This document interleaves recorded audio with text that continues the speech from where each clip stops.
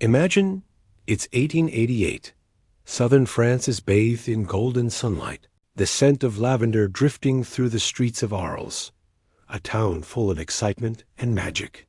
There, in a modest yellow house on the edge of the square, lives a lonely artist, Vincent van Gogh, 35 years old, eyes restless and fiery, hands marked by endless nights of painting.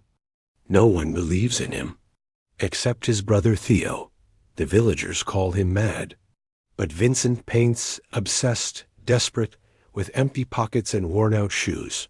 And then, suddenly, you, yes, you, wake up there from a dream.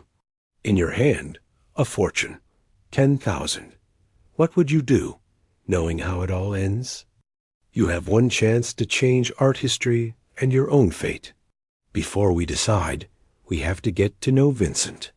He is sensitive, obsessive, unpredictable. Money means nothing to him. He hunts for beauty, craves recognition, seeks peace in his head. His life so far? Rejection after rejection. Born in 1853 in Zundert, raised in a preacher's family, he tries everything. Art dealer, preacher, assistant teacher. But only at 27 does he finally take up the brush, against all odds. In 10 years, he creates over 800 paintings, 1,000 drawings, and sells barely a single one. His dream? An artist's colony, recognition, and above all, to paint whatever the cost. Vincent is all or nothing. He either works himself into the ground or disappears into gloom. And right now, in Arles, he's about to create his most famous works, the sunflowers. 10,000 is an astronomical sum for Vincent. For you, a unique chance to change everything. But how and when do you step in? Each decision could change the story forever. Let's look at the sunflowers. In 1888, Vincent paints 5 iconic canvases, yellow on yellow, filled with passion.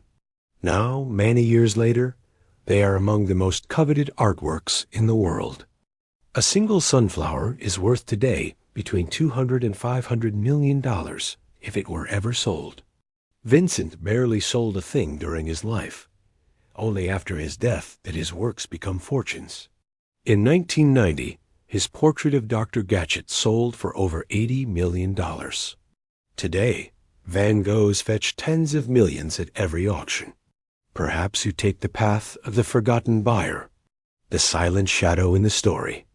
You purchase one sunflower, maybe with a personal note from Vincent on the back. No drama, no interference. You leave Arles unnoticed. The timeline hardly changes.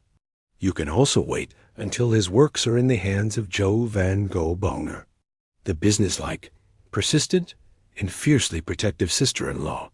You approach her with an offer for a few masterpieces. But Jo cares more for Vincent's fame than for money. Negotiating may be tough, and you miss out on the adventure and unique trip to Vincent. Still, this path gives you almost guaranteed ownership of 5 works.